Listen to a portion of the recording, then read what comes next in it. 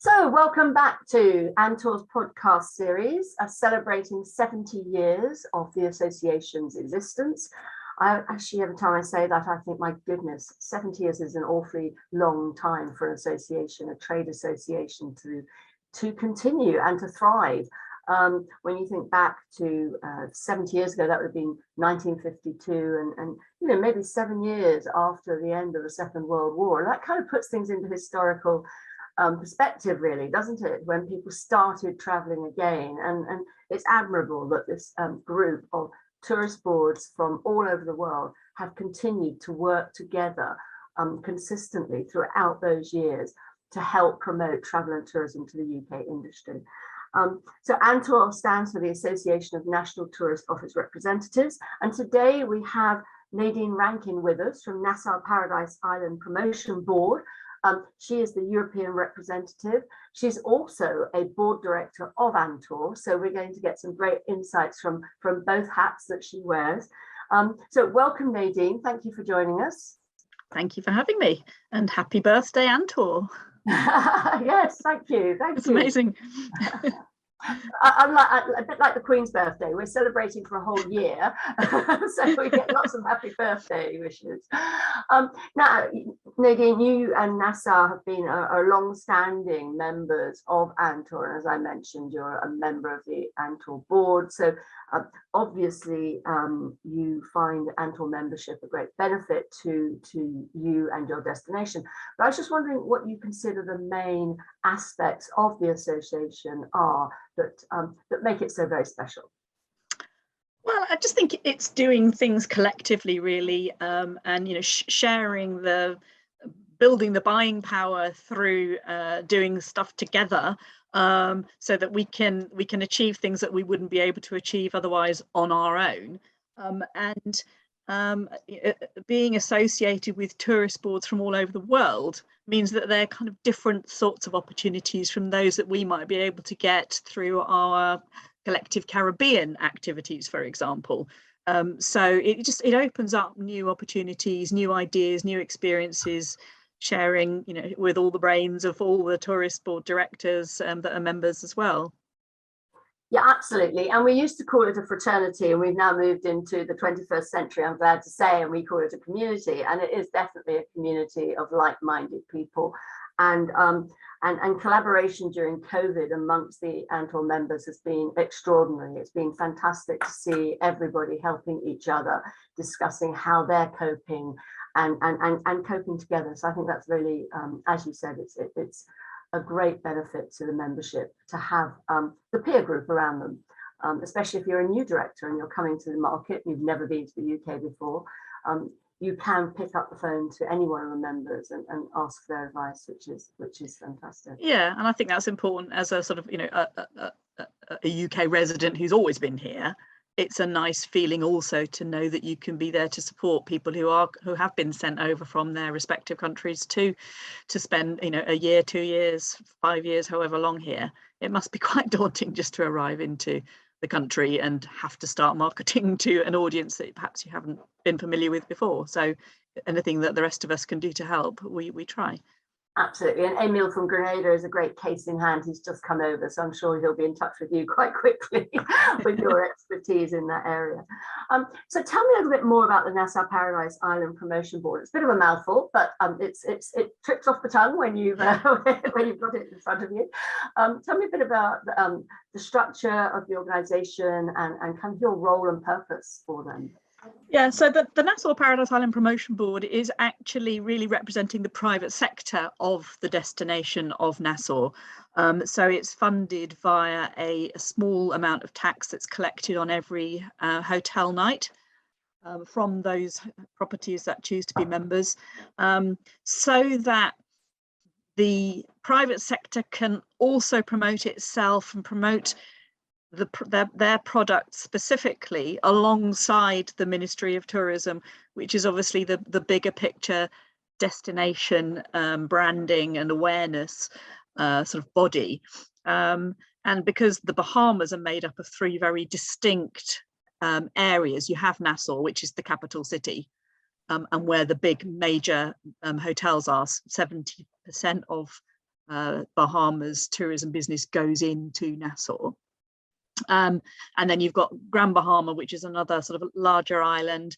And then you've got all the little tiny islands, the out islands. And so they sort of divide everything into those 3 areas. So each one of those areas wants to shout louder on behalf of themselves. And so that's our job as the Nassau Paradise Island Promotion Board, to shout loudest on behalf of our Nassau hotels that contribute to that promotion board. And what we do is it is destination marketing, which is why ANTOR is relevant for us. You know, we're not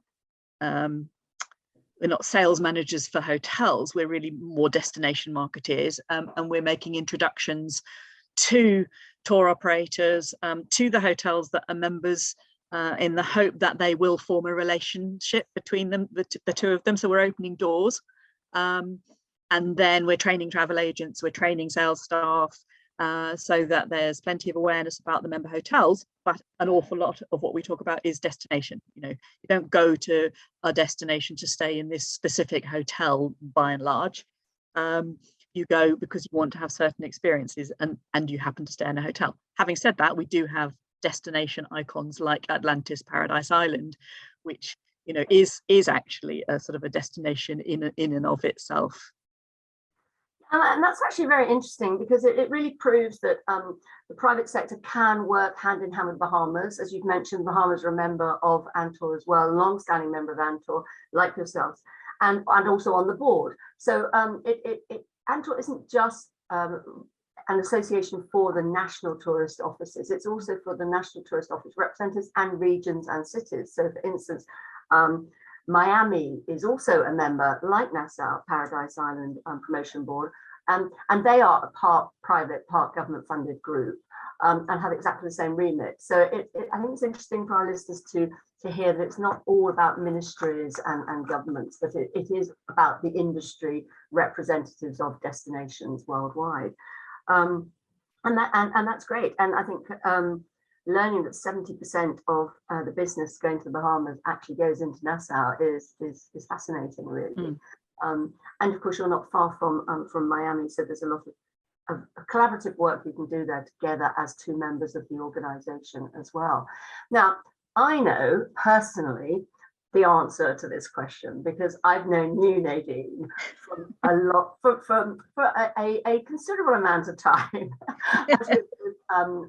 Well established in the industry. So when I say, how long have you been working in the industry, or even how long have you been working for Nassau, because I know the length of time that you've been working for Nassau Paradise Island Promotion Board is actually quite extraordinary. So how long is it now? Well, I've been in the industry for 36 years.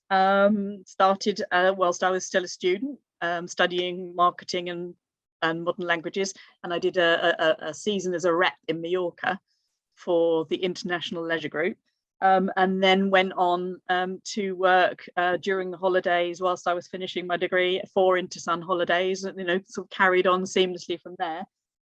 Went to Guernsey for a couple of years, which is when I've kind of got into the Caribbean, and joined what was our company in a a former sort of structure in 1993. So the company had already been representing Nassau Paradise Island Promotion Board for 4 years before I came on board. And you would have known that company at that time before even I did. So yeah, I personally have been involved with the Nassau Paradise Island Promotion Board for 29 years, but the company has actually represented for 33 years. Which is well, congratulations, because that is an unusual length of time for any one person to be working with one destination, so and one company working one destination. So thank you. Yeah. Congratulations. Yeah. And it's fascinating to see how people have come into this industry. I think we've all come in somehow through, like myself, working in the hotel restaurant industry, you know, as a student trying to earn some money, ending up going into hotel management, and then progressing into marketing, and then progressing into destination promotion. And I think it's interesting for the listeners to hear that different skill sets are brought into the industry, like languages you mentioned. We both are linguists, but also those skills that you can take out of the industry. So even if you start off by doing a degree in tourism or hotel management, and you then get involved in the industry and then decide you want to perhaps go and try a different industry, those skill sets can still be taken outside of the industry and adapted to different industries. So for me, it really is the most exciting and most gratifying and fulfilling industry in the world. I mean, who wouldn't want to work for travel and tourism? I mean, it doesn't cross my mind that you wouldn't want to do it. So absolutely. So it's all very well you saying they're transferable skills, but it's really hard to leave the industry once you're in it, because it's a lifestyle. You know, it's very, very hard. Yeah, I was thinking that as I was saying. I was thinking, so I'm still here. Yeah, and you only have to see sort of the number of people that, you know, for you know, horrible reasons have to leave the industry over the last couple of years that are coming back as quickly as they can, because absolutely, it's in the blood. You know, it's in my blood. I mean, my father was an airline pilot.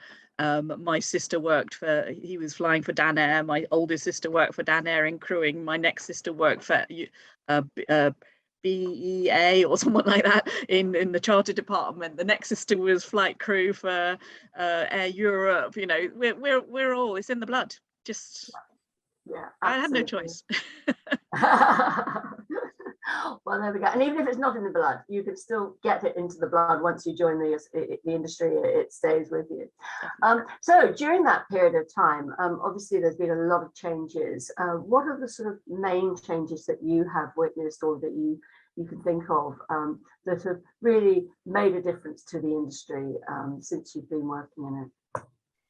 Changes to the industry overall? Yeah. Well, I think, you know, it's first of all, it's become a lot more sophisticated and more regulated. So, you know, I when I came in to a big, you know, the second largest charter company after Thompson Holidays, which is now TUI, you know, it was real seat of the pants kind of commercial planning.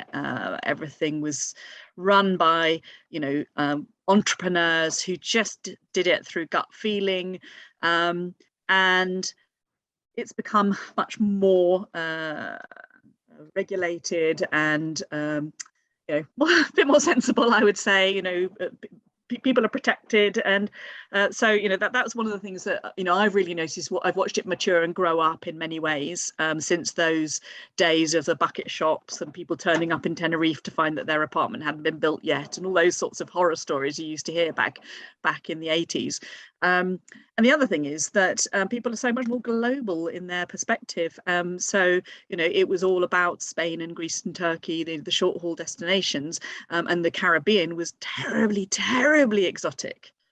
And really, you know, and Africa, Southern Africa, you know, it was really for just very adventurous, independent people. And now, you know, everybody goes to the Dominican Republic on holiday, or to South Africa on holiday, or, you know, got friends and family in Australia, New Zealand, go there regularly, go to Vietnam and Cambodia on your year out, all these sorts of things. And so the world has become much, much more accessible, and people are much more worldly. So much so that people like Richard Branson have had to start looking outside of this planet for new ideas.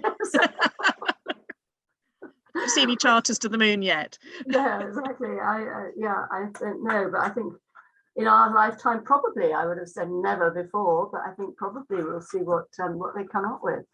And how about Nassau? How's Nassau changed during that period? The Bahamas. You mentioned the fact that at one stage, I remember, like you, one of the hotels I first worked in was in the Caribbean, or not in, but was in the Caribbean, and I remember going there, and it was very exclusive and very special. And that's on Barbados, so another island that is regularly visited by the British market, and it was obviously since developed quite a lot to accommodate that marketplace. Has Nassau seen a lot of development, or did they already have the product in place that was able to accommodate the growth in visitor numbers? Yeah, I mean, I think, you know, the Bahamas led the way very much, I think, in terms of resort tourism as we know it today. that they started their first tourism development board in 1914. Wow. With a budget of $3,000. Wow. But by 1950, they had a $500,000 budget and 5 overseas offices. So I think, Bahamas as a destination, you can run some parallels with ANTOR, that, really out there right through sort of the rebirth of tourism as we know it today. So, they benefited greatly in the 60s from when the embargoes started between the USA and Cuba, and a lot of Americans were traveling to Cuba. And they had, obviously the sort of the city hotels in Havana, and nightlife, famous for its nightlife and casinos. And so the Americans needed another destination to go to, and that was really what set Nassau off on the trajectory that it's still on today. So I think, they were very, very early out of the blocks. And by the time as I got involved, the first time I went to Nassau was in 1991, when I was at Coney. And unfortunately, that was during the first Gulf War. Tourism was very depressed, but, nevertheless, the tourism product was very, very much developed. And it's been developed some more. But it's actually more about enhancements and improvements and keeping up with modern times and so on, because the big hotels were there. Big difference since I started actually working for them is that we've got more big chains there than we had before. They used to sort of all be individual hotels, and we used to actually help them with their rates and negotiate contracts and so on. We don't do that anymore because we've got big brands like Sandals, and like Grand Hyatt and Rosewood, and so on, within Nassau. So, like I said earlier, we're more opening doors and introducing them to people here, and explaining to people, or helping them sort of identify which hotels would meet their needs, would be appropriate for their client base, and so on and so forth, and then just handing that relationship over to the hoteliers and the directors of sales to carry on. And you mentioned the big brands coming into Nassau and Bahamas. They've come across the Caribbean map, really.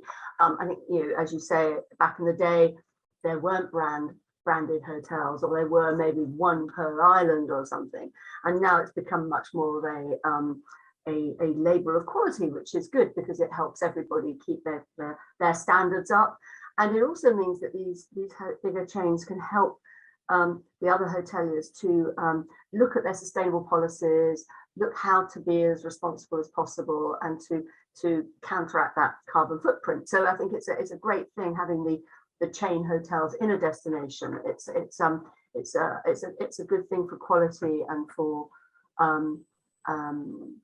promoting aspects of the industry that maybe individual hoteliers are not so much aware of, or not so able to do because of the size of their properties. So moving on from that, we mentioned COVID very briefly earlier on, and obviously being in 2022, and everybody now traveling, we're sitting in a month where the UK has no protocols going in and out of the country, which is fantastic. The British population are able to travel as widely as they wish to. How is Nassau recovering, and are there any protocols in place still, or are you now open completely to British visitors as well? Yeah, so I mean, the Bahamas overall, Nassau, they were one of the first out of the blocks again, really, really early to start the process of reopening borders, and they did actually open in July 2020. Wow. Which actually now looking back seems like a complete impossibility. Very, very brave. It was a faltering start, because it did bring problems with it, and they sort of had to close again very briefly, and then rework how they were going to do it. But within a couple of weeks, they had come up with a new way of sort of managing it and coping with it. And it did involve 14-day quarantines to start with. Very soon after that, you could then quarantine within your hotel. So one of the hotels, the Ocean Club, the Four Seasons property, didn't close at all. And they had people sort of staying on holiday but in quarantine within the resort itself during that sort of August, September, October period. And then everything geared up to a reopening, proper full reopening in mid-October 2020. And a lot of the hotels, you know, followed through and opened up gradually through that sort of winter period. So they've been kind of full on ever since the beginning of 2021, really.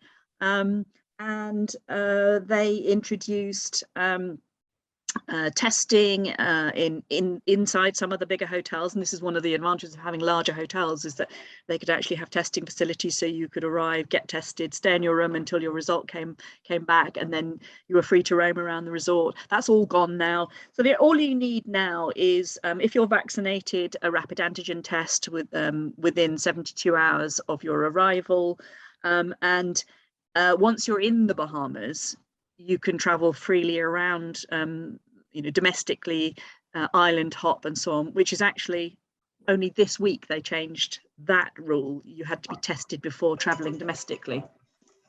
That's fantastic, because of course there's so much choice there. Once you're there, you want to explore everything, don't you? Absolutely, really? Yes.